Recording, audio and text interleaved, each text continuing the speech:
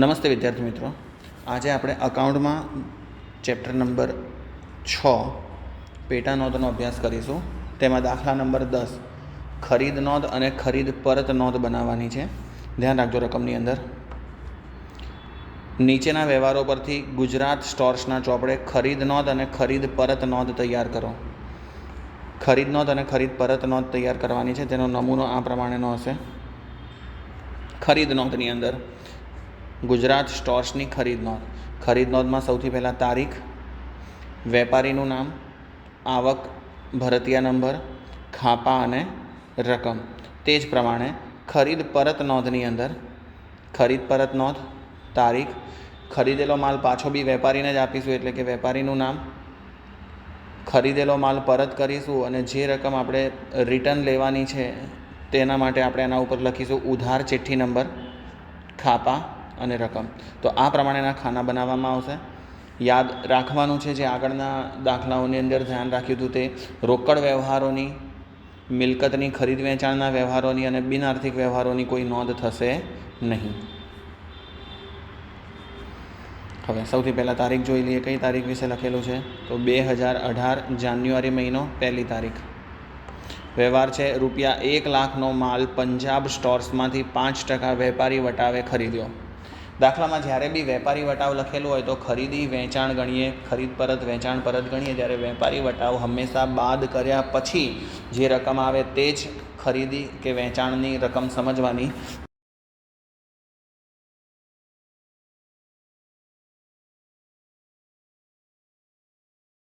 રોકડનો ક્યાંય પણ ઉલ્લેખ થયો નથી. તો વ્યવહાર કેવો છે?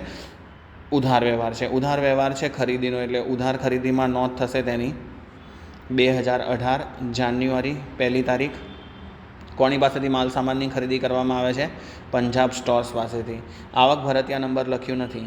1 લાખનો માલ 5% વેપારી વટાવે ખરીદ્યો છે તો 1 લાખમાંથી 5% એટલે કે 5,000 રૂપિયા વેપારી વટાવના બાદ કરીએ એટલે માલ સામાનની ખરીદી કેટલા રૂપિયાની કરી છે? 95,000 રૂપિયાની. તે જ પ્રમાણે એના પછીનો વ્યવહાર છે 3જી તારીખનો. મહારાષ્ટ્ર સ્ટોર્સ પાસેથી 60,000નો માલ ખરીદ્યો. શાખનો સમય 1 માસ, વેપારી વટાવ 10%, બિલ નંબર 330. તો અહીંયા પણ ઉધારમાં માલ સામાન ખરીદેલો છે એટલે ખરીદ નોંધમાં નોંધ થશે. તારીખ લખવામાં આવશે 3. કોની પાસેથી ખરીદ્યો છે? મહારાષ્ટ્ર સ્ટોર્સ પાસેથી એટલે વેપારીના નામમાં લખવામાં આવશે મહારાષ્ટ્ર સ્ટોર્સ ખાતે. બિલ નંબર 330 છે અને 60,000નો માલ 10% વેપારી વટાવ એટલે કે 6,000 માઇનસ કરીએ એટલે 54,000 રૂપિયામાં માલ સામાનની ખરીદી કરી છે. તો અહીંયા એ પ્રમાણે દર્શાવવામાં આવશે 3 તારીખ મહારાષ્ટ્ર સ્ટોર્સ ખાતે બિલ નંબર 330 અને 60,000નો માલ 10% વેપારી વટાવ એટલે કે 6,000 માઇનસ થશે એટલે કેટલા રૂપિયામાં ખરીદ્યો છે? 54,000 રૂપિયામાં. 10મી તારીખના વ્યવહારની અંદર ₹50,000નો માલ કેરાલા સ્ટોર્સ પાસેથી શાખ પર ખરીદ્યો. 50% ભાગના નાણાં તરત જ ચૂકવી દીધા. હવે અડધા નાણાં તરત જ ચૂકવી દીધા છે. આપણે આગળ જે દાખલા ગણ્યા તેના આધારે તમને ખ્યાલ હશે કે કોઈ પણ વ્યવહાર અંશતઃ રોકડ અને અંશતઃ ઉધાર હોય તો આવા વ્યવહારને સંપૂર્ણ ઉધાર વ્યવહાર ગણીને તેની નોંધ કરવામાં આવશે. તો અહીંયા બી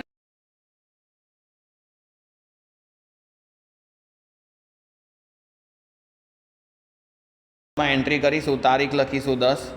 કોની પાસેથી ખરીદ્યો છે તો નામ લખીશું કેરાલા સ્ટોર્સ ખાતે. બિલ નંબર નથી આપ્યું તો આવક ભરતીયા નંબર લખીશું નહીં. 50,000નો માલ છે. કોઈ વેપારી વટાવ નથી એટલે વેપારી વટાવ માઇનસ કરવાની જરૂર નથી. તો 50,000 રૂપિયા રકમના ખાનામાં દર્શાવવામાં આવશે. તો કેવી રીતે એન્ટ્રી આવશે? 10 તારીખે માલની ખરીદી કરી. કોની પાસેથી કરી? કેરાલા સ્ટોર્સ પાસેથી. બિલ નંબર નથી આપ્યું અને કેટલા રૂપિયાનો માલ સામાન ખરીદ્યો છે? 50,000 રૂપિયાનો. 17 તારીખની એન્ટ્રીમાં મહારાષ્ટ્ર સ્ટોર્સ પાસેથી ખરીદેલ માલમાંથી 1/3 ભાગનો માલ પરત કરી દીધો. માલની સાથે યોગ્ય રકમની ઉધાર ચિઠ્ઠી નંબર 43 મોકલી આપી. હવે મહારાષ્ટ્ર સ્ટોર્સ પાસેથી આપણે જે માલ ખરીદ્યો હતો એમાંથી 3જા ભાગનો માલ સામાન આપણે એમને પરત કરી દઈએ છીએ એટલે ખરીદેલો માલ પાછો આપીએ છીએ એટલે ખરીદ પરત થયું કહેવાય. અને ખરીદ પરત થયું છે એટલે ખરીદ પરત નોંધમાં એન્ટ્રી કરશે. તારીખ 17 છે, ઉધાર ચિઠ્ઠી નંબર 43 છે અને 3જા ભાગનો માલ પરત કર્યો છે. તો અહીંયા દર્શાવવામાં આવશે 2018 જાન્યુઆરી 17 તારીખ મહારાષ્ટ્ર સ્ટોર્સને ખરીદેલો માલ પાછો આપવામાં આવે છે એટલે અહીંયા લખવામાં આવશે મહારાષ્ટ્ર સ્ટોર્સ ખાતે ઉધાર ચિઠ્ઠી નંબર 43. અને ઉપર જુઓ મહારાષ્ટ્ર સ્ટોર્સ પાસેથી આપણે કેટલા રૂપિયાના માલ સામાનની ખરીદી કરી હતી? તો મહારાષ્ટ્ર સ્ટોર્સ પાસેથી આપણે ઉપર 54,000 રૂપિયાના માલ સામાનની ખરીદી કરી હતી. હવે આ 54,000માંથી ત્રીજા ભાગનો માલ સામાન આપણે એને પાછો આપી રહ્યા છીએ, તો 54,000 ભાગ્યા 3 એટલે કે 18,000 રૂપિયાનો માલ સામાન આપણે રિટર્ન કરી રહ્યા છીએ. તો અહીંયા લખવામાં કેટલા આવશે? 18,000. તો ખરીદ પરત મહારાષ્ટ્ર સ્ટોર્સને આપણે કેટલા રૂપિયાનું કર્યું? 18,000 રૂપિયાનું. ત્યારબાદ 24 તારીખના વ્યવહારમાં રાજસ્થાન સ્ટોર્સ પાસેથી 40,000નો માલ 10% વેપારી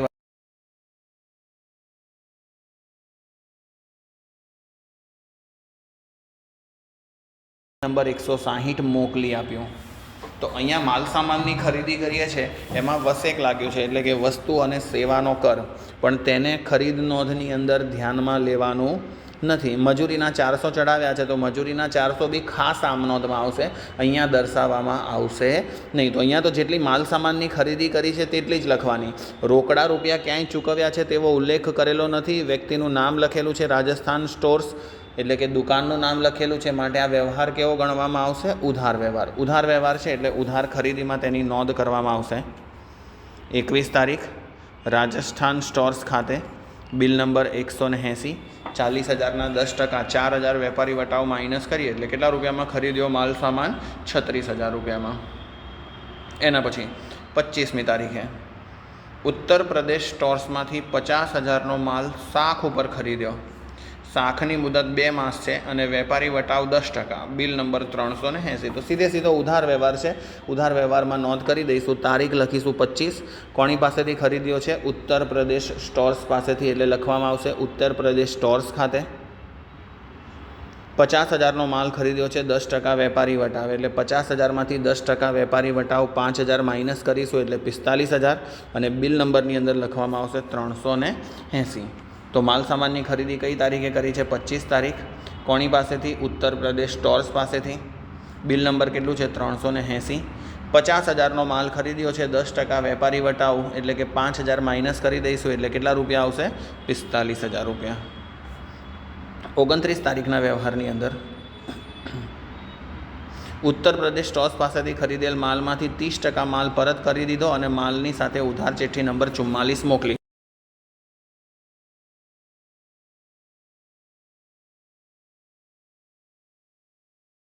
સ્ટોર્સ પાસેથી આપણે ટોટલ કેટલાનો માલ ખરીદ્યો છે વેપારી વટાવ બાદ કર્યા પછી? 45,000નો.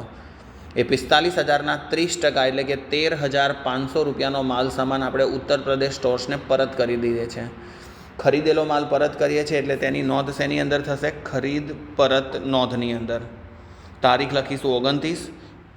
વેપારીનું નામ લખીશું ઉત્તર પ્રદેશ સ્ટોર્સ ખાતે. ઉધાર ચિઠ્ઠી નંબરમાં 44 અને માલની રકમમાં 13,500. જોઈ લો. 29 તારીખ ઉત્તર પ્રદેશ સ્ટોર્સ ખાતે જેને આપણે માલ પરત કરી રહ્યા છે. ઉધાર ચિઠ્ઠી નંબર કેટલી મોકલી? 44 અને 45,000ના 30% કરીશું એટલે 13,500 રૂપિયા. 30મી તારીખના વ્યવહારની અંદર દર્શાવેલું છે મધ્યપ્રદેશ સ્ટોર્સમાંથી 80,000નો માલ 10% વેપારી વટાવે ખરીદવાનો ઓર્ડર મૂક્યો. હવે ઓર્ડર મૂકેલો છે અને ઓર્ડર મૂકવામાં આવે ત્યારે એને કયો વ્યવહાર કહેવાય? બિન આર્થિક વ્યવહાર. અને બિન આર્થિક વ્યવહાર છે માટે તેની નોંધ થશે નહીં, એટલે નીચે દર્શાવવું બી પડશે. ધ્યાન રાખજો એવું કે ભાઈ બિન આર્થિક વ્યવહાર છે માટે નોંધ થશે નહીં. એટલે દેખો અહીંયા લખેલું છે કે નીચેના વ્યવહારો ખરીદ નોંધમાં અને ખરીદ પરત નોંધમાં નોંધાશે નહીં. જેમાં 30મી તારીખનો વ્યવહાર, કે 30મી તારીખનો વ્યવહાર કેમ નહીં નોંધાય? કારણ કે તે કેવો વ્યવહાર છે? બિન આર્થિક વ્યવહાર છે માટે. છેલ્લો વ્યવહાર 31 તારીખનો હરિયાણા સ્ટોર્સમાંથી 30,000નો માલ 10% વેપારી વટાવ અને 5% રોકડ વટાવે રોકડેથી ખરીદ્યો. હવે રોકડેથી ખરીદ્યો છે એટલે રોકડ વ્યવહાર થઈ ગયો અને રોકડ વ્યવહાર છે માટે ખરીદ નોંધમાં તેની નોંધ થશે નહીં. એટલે અહીંયા નીચે દર્શાવેલું છે કે 31 તારીખનો વ્યવહાર રોકડ ખરીદીનો વ્યવહાર છે અને રોકડ ખરીદીનો વ્યવહાર છે માટે તેની અંદર નોંધ થશે.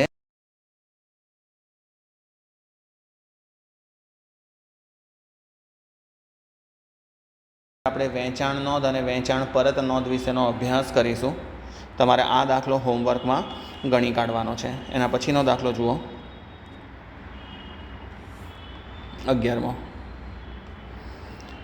11મા દાખલામાં નીચેના વ્યવહારો પરથી પ્રતિભા ફર્નિચર માર્ટના ચોપડે વેચાણ નોંધ અને વેચાણ પરત નોંધ તૈયાર કરો. પ્રતિભા ફર્નિચર માર્ટના ચોપડે વેચાણ નોંધ બનાવવાની છે અને વેચાણ પરત નોંધ તૈયાર કરવાની છે. જેમ ઉપર ખરીદ નોંધ અને ખરીદ પરત નોંધ બનાવી હતી તેમ અહીંયા વેચાણ નોંધ અને વેચાણ પરત નોંધ બનાવવાની છે. ખાના કેવી રીતે બનાવવામાં આવશે? તો પ્રતિભા ફર્નિચર માર્ટની વેચાણ નોંધ, સૌથી પહેલાં તારીખ. હવે ખરીદી આપણે વેપારી પાસેથી કરવાની હોય, પણ માલ સામાનનું વેચાણ આપણે જે બી વ્યક્તિને કરીએ તે આપણા માટે શું છે? ગ્રાહક. એટલે અહીંયા લખવામાં આવશે ગ્રાહકનું નામ. ખરીદી કરીએ તો બિલ આપણી પાસે આવે છે એટલે આવક ભરતિયા નંબર. વેચાણ કરીએ એટલે આપણે બિલ સામેવાળી પાર્ટીને આપવાના છે એટલે આપણી પાસેથી બિલ જશે એટલે કે એ જાવક ભરતિયા નંબર, ખાપા અને રકમ. તે જ રીતે વેચાણ પરત નોંધની અંદર તારીખ, ગ્રાહકનું નામ, ઉધાર પહેલાંમાં હતું એમાંની અંદર જમા ચિઠ્ઠી નંબર, ખાપા અને રકમ. તો આ પ્રમાણેના ખાતા બનાવવામાં મતલબ કે આવશે. હવે ખાના બનાવી દીધા એના પછી તારીખ લખી કાઢવાની. બંનેની અંદર કઈ તારીખ છે? 2018 સપ્ટેમ્બર મહિનો. પહેલી તારીખનો વ્યવહાર, ₹10,000નો માલ 10% રોકડ વટાવે રાજેશ ફર્નિચર માર્ટને વેચ્યો, અડધા નાણાં તરત જ ચૂકવી આપ્યા.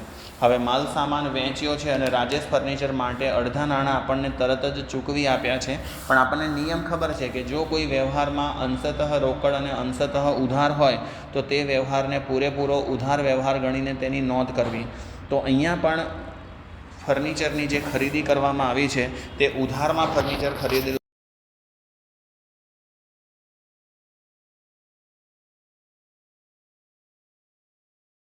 ખાતે 10,000નો માલ 10% રોકડ વટાવ છે, પણ રોકડ વટાવની એન્ટ્રી કરીશું નહીં. પેટા નોંધની અંદર એટલે કે માલ અંગેની પેટા નોંધમાં રોકડ વટાવની કોઈ નોંધ થશે નહીં.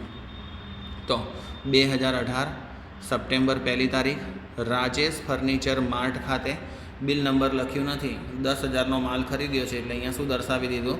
10,000. વેપારી વટાવ હોય તો માઇનસ થાય, રોકડ વટાવ બાદ કરવાનો નથી અત્યારે. સેકન્ડ નંબરની એન્ટ્રીની અંદર ₹8,000નો માલ 10% વેપારી વટાવ અને 5% રોકડ વટાવે પુષ્પાને વેચ્યો. શાખનો સમય આપ્યો 1 માસ. મજૂરી પેટે ₹100 ચઢાવીને બિલ નંબર 130 મોકલી આપ્યો. તો વધારાની જે મજૂરી ચડાવી છે તેની એન્ટ્રી ખરીદ નોંધમાં કે વેચાણ નોંધમાં કરવાની જરૂર નથી. આપણે જેટલા રૂપિયાનો માલ સામાન વેચીએ છીએ તેટલાની જ નોંધ થશે. ઉધારમાં માલ સામાન વેચ્યો છે એટલે કે રોકડ વટાવ ગણવાનો કોઈ પ્રશ્ન જ રહેતો નથી. ખાલી વેપારી વટાવ માઇનસ કરી દેવાનો અને જે રકમ આવે તે આપણા માટે શું ગણવામાં આવશે? વેચાણ. તારીખ લખીશું તો તારીખ કઈ આવશે? 5. કોણે માલ સામાન વેચી રહ્યા છે આપણે? પુષ્પાને. તો પુષ્પા ખાતે બિલ નંબર કેટલું આપ્યું છે? તો બિલ નંબર 130. અને વેચાણના ખાનાની અંદર રકમ લખવાની 8,000માંથી 10% એટલે કે ₹800 વેપારી વટાવ માઇનસ કરીને 7,200. તો દેખો અહીંયા દર્શાવેલું છે. 5 તારીખ કોણે વેચ્યો છે માલ આપણે? પુષ્પાને. તો પુષ્પા ખાતે બિલ નંબર કેટલું છે? 130. અને 8,000ના 10% 800 માઇનસ કરી દીધા તો કેટલા રકમની વેચાણ કર્યું છે? 7,200 વેચાણ કરેલું છે. 12મી તારીખના વ્યવહારની અંદર ₹4,000નો માલ 10% વેપારી વટાવ અને 5% રોકડ વટાવે વેચી દીધો.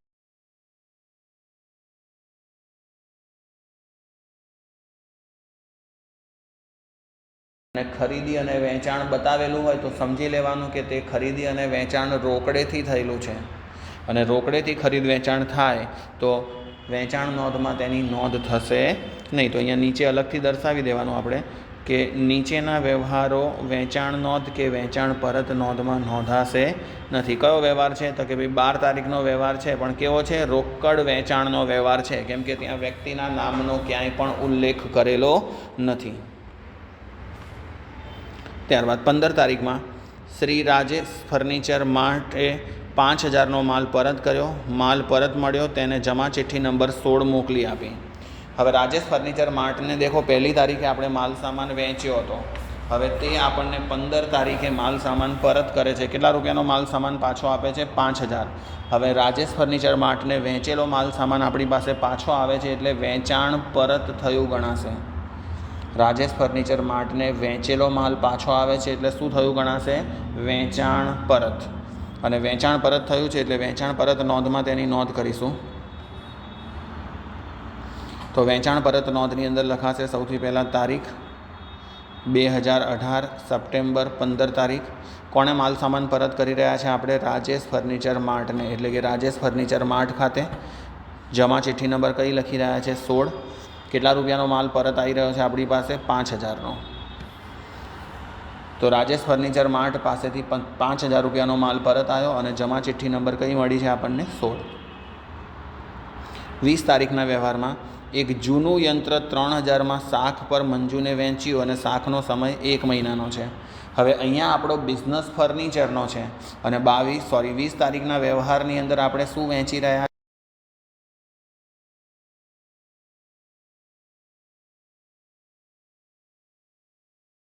મિલકતની ખરીદી વેચાણના વ્યવહારોની નોંધ વેચાણ નોંધમાં થશે નહીં, એટલે નીચે અલગથી દર્શાવી દેવાનું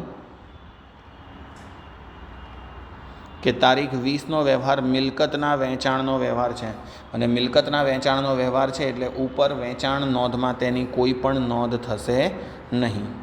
ત્યારબાદ 22 તારીખના વ્યવહારની અંદર રૂપિયા 30,000નો માલ હરીશને 5% વેપારી વટાવે વેચ્યો, 5% વસેક અને 200 મજૂરીના ચઢાવીને બિલ નંબર 136 મોકલી આપ્યો. તો વસેક અને મજૂરીના વ્યવહારની કોઈ નોંધ થશે નહીં. આપણે 30,000નો માલ 5% વેપારી વટાવે હરીશને મોકલીએ છીએ, ખાલી તેટલાની જ નોંધ થશે. તો હરીશને માલ સામાનનું વેચાણ કરવામાં આવે છે ઉધારમાં, એટલે તેની નોંધ કરીશું. તો અહીંયા લખીશું તારીખમાં 22 તારીખ હરીશ ખાતે બિલ નંબર કયું છે? 136. 30,000નો માલ 5% વેપારી વટાવે વેચેલો છે, તો 30,000ના 5% 1500. 30,000માંથી 1500 માઇનસ કરીશું એટલે માલ સામાન વેચ્યો કેટલામાં ગણાશે? 28,500 રૂપિયામાં. ત્યારબાદ 23 તારીખના વ્યવહારમાં રૂપિયા 20,000નો માલ 1 માસની શાખ પર નીતાને વેચ્યો, વેપારી વટાવ 10% અને રોકડ વટાવ 10% છે.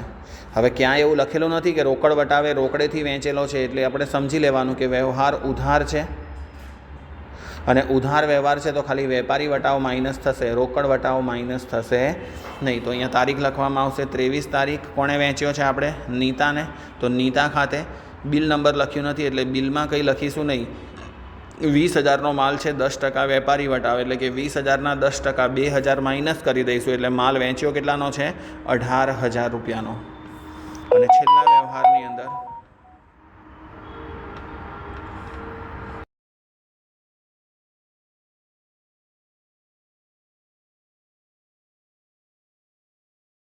ઓર્ડર મુકેશ પાસેથી મળ્યો છે. હવે ઓર્ડર મળ્યો છે એટલે કયો વ્યવહાર છે? બિન આર્થિક વ્યવહાર છે અને બિન આર્થિક વ્યવહાર છે માટે તેની નોંધ થશે નહીં. તો અહીંયા લખી કાઢવાનું કે તારીખ 30નો વ્યવહાર જે છે એ કેવો વ્યવહાર છે? બિન આર્થિક વ્યવહાર છે. આટલું થયા પછી ઉપર જે વેચાણ નોંધ ને વેચાણ પરત નોંધ બનાવી છે તેનો સરવાળો કરીશું. આ બાજુ જે ટોટલ આવશે તેને કહીશું કુલ ઉધાર વેચાણ. કેટલા રૂપિયા આવ્યું? 63,700. એ જ રીતે આ બાજુ આવશે કુલ ઉધાર વેચાણ પરત. કેટલા રૂપિયા આવ્યું? 5,000. તો આ જે દાખલા ગણ્યા આપણે અત્યારે ખરીદ નોંધ અને ખરીદ પરત નોંધના, વેચાણ નોંધ અને વેચાણ પરત નોંધના. આગળ જે દાખલા આવશે તેની અંદર 4 વસ્તુ સામટી બનાવવાની આવશે. ખરીદ નોંધ, ખરીદ પરત નોંધ, વેચાણ નોંધ, વેચાણ પરત નોંધ. આગળના લેક્ચરની અંદર આપણે એ ચારેય બનાવતા શીખીશું એક સાથે, કે જેના કારણે આપણો આખો દાખલો શું થઈ જશે? પૂરો થઈ જશે. હવે તમે આ દાખલાની ઘરેથી પ્રેક્ટિસ કરી લેજો. ચોપડીમાં આના રિલેટેડ ઉદાહરણ હોય તો ઉદાહરણોને બી તમારે પ્રેક્ટિસ કરવાની. જેટલી પ્રેક્ટિસ કરશો એટલો જ તમારો અભ્યાસ વધશે, એટલું જ તમને વધારે આવડશે. Thank you student.